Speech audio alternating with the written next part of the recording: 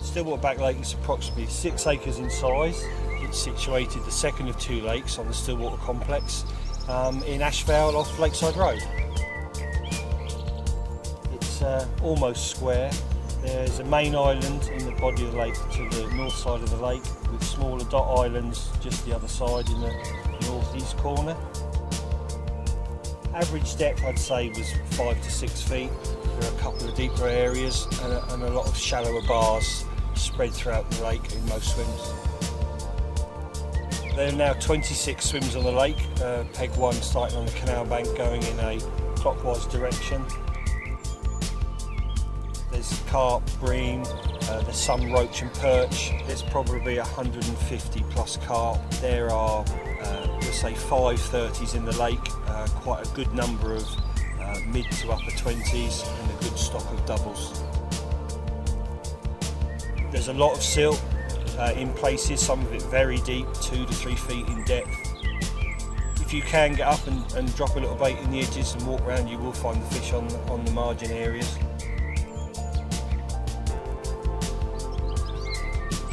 It's a good team of bailiffs here with Matt Shaw, the head bailiff. They're very friendly. There's a mixture of bailiffs, and not just the carp angling side, there's some general anglers amongst them. And if you want any advice, ask them, they will help you. Come into the car park with the canal bank on your left. If you walk down that path, you'll go past the front lake and you'll come across the causeway with the back lake beyond. The first swim you come across on the canal bank is swim 1. It's very, very silty in the corner. On the right-hand margin, it slopes very quickly away to 6 feet, some 6 foot from that right-hand causeway bank. Directly out in front, there is an end of a gravel bar. That gravel bar comes from the island down across pegs 25 and 6 and finishes about 30 yards out. Swims on the canal bank are quite close together. The next swim is peg 2. It's very deep close in and there's good clusters of root growth either side which the carp lie under. And there's a small bar about 4 or 5 rod lengths out, which is a good feature. The next swim along is peg 3. It's got an L-shaped bar out in front of you.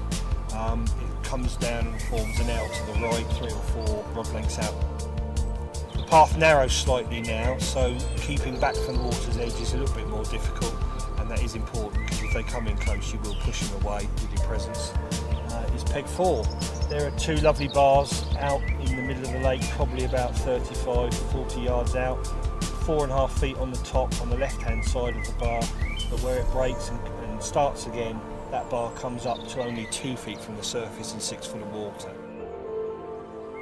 Peg 5 is interesting on the back lake. It's the only swim, to my knowledge, that there are no bars in at all.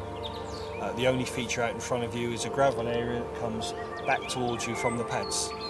It's about 5.5 feet all the way out. We would ask the members not to fish tight to the pads because that water belongs to peg 14, so you need to be aware of the halfway rule and fish in your water. Peg 6 is the next swim. Again, probably about 5.5 feet in depth, but only about 25 yards out. The gravel that comes from the pads towards you comes up to 2.5 feet. The margin in peg 7 to the right hand side is still 4.5, 5 feet, but as you get to the middle and left of the swim it comes up to 2.5 feet, very shallow and very silty, and that shallow area continues into peg 8. About 3 or 4 rod lengths out there's a shallow bar that's 2.5 feet in depth, and there's a gully just behind that bar that runs up into the end of the lake in peg 9. Again, the next swim is peg 8, quite close to peg 7. This is a shallow swim, close in, it's only 2.5 feet deep, very silty.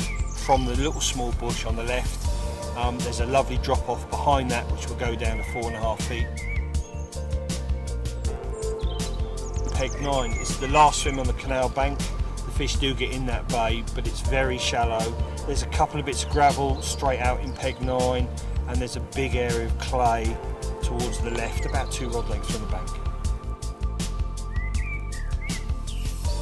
So you walk around the far end of the lake and you come to peg 10 in the opposite corner. There's a lovely bush to the right hand side, again with a lot of clay in that area. It's a deep margin. Again, I would recommend in most of the margin swims, don't have your rod tips over the edge, fish well back and keep out of sight. 11 is very narrow on the bank. It's not an easy swim to fish with an umbrella or bivvy because you'll block the path. But if you're doing a short day session and you're just with a chair or can sit right back, it's a wonderful margin spot and it's very deep close in. Number 12, one of the biggest bushes on that bank is in 12-13. There's 7.5 feet of water just off the tip of the bush. Halfway out in the lake there are 2 white conduit pipes that are at the end of a bar. Now we hope to plant some more lilies on that bar, but that's a good feature to fish and it is the halfway point between the 2 banks. Swim number 13, again it's a very good swim because it is 7.5, 8 feet of water, very close in. It's quite clean where it's been fished and cleaned off. I'd like to mention with particularly peg 12 and 13 or pegs of that type, you are right on top of the fish, they are not far out, and I would ask members to fish locked up with secure setups. I also don't like to see these people fishing with slack clutches. The fish will tear off in the middle of the night, it takes a while to get to the rod, and we've had a big problem here with lots and lots of line left on the lake bed, which eventually tightens up and causes a snag in itself. So a tighter clutch will catch you more fish. The next swim you come to is swim 14. This is the first swim on that bank, which you'll have lilies out in front of you. There's a lovely bar that runs across the face of the lilies and ends in the middle of the middle edge of swim 13. So you've got a lot of options. 2 of the most popular swims are next, 15 and 16. Peg 15 has access to the next 2 sets of pads. There is gravel around each set of pads with a small gully in between, and the bar that was in 14 extends across the front of you, going right to left.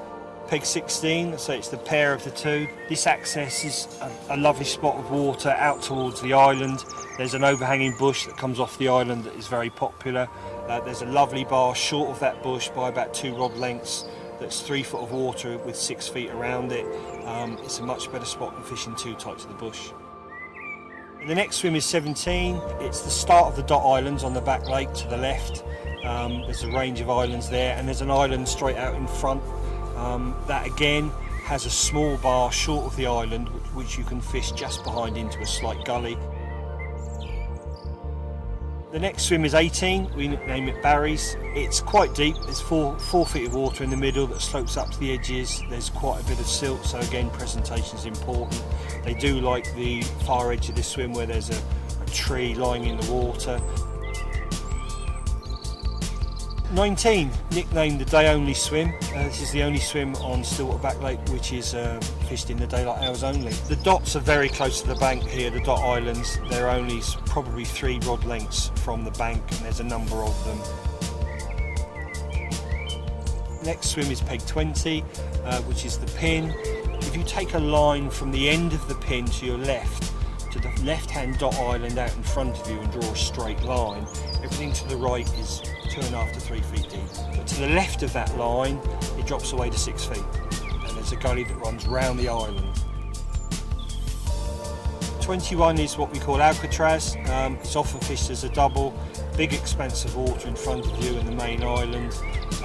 2 rod lengths short of the main island, there is a shallow bar that comes up to 2 feet that runs the length of the island and drops away to either side. 22, it's the first swim on the corner on the west side of the lake. It faces the right hand edge of the island. There's a plateau that runs around the island that's only 3 feet deep and that slopes away towards you into 6 feet of water. Don't neglect the right hand margin, but don't fish too tight because there's lots and lots of windblown twigs and leaves against the bank. 23 fishes the other side of the bush that overhangs the water. Again, there is to the right, there's a nice shallow sandy plateau, 2.5, 3 feet deep, and that drops away into 4.5, 5 feet of water. 24.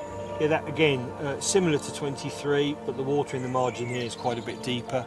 There's a gully that runs from 24 to the left that's 6 feet deep, quite close in. If you take the time with a lead, you will find the only gravel in that swim about halfway out. The next swim is peg 25. Again, the margins there are very deep. There's a nice area to the right that's very clean, quite close to the bank, that's worth looking at. 6 feet of water out, and then it rises up to the plateau that continues on around the island. Peg 26, there are 2 bars that run parallel from the plateau on the island to the right hand side, that run diagonally across the swim from right to left, and there's a lovely silty gully between the two that isn't too choddy, but it's worth finding. It's a nice looking lake with 26 swims. It's weird, you don't feel that there's that many swims here because there's a lot of bushes close to the bank edge and it sort of hides you away. It's a friendly group of anglers that fish here. It's a locked venue, although you can hear the 331 traffic, it tends to drift into the background. It's a really nice atmosphere on the Back Lake.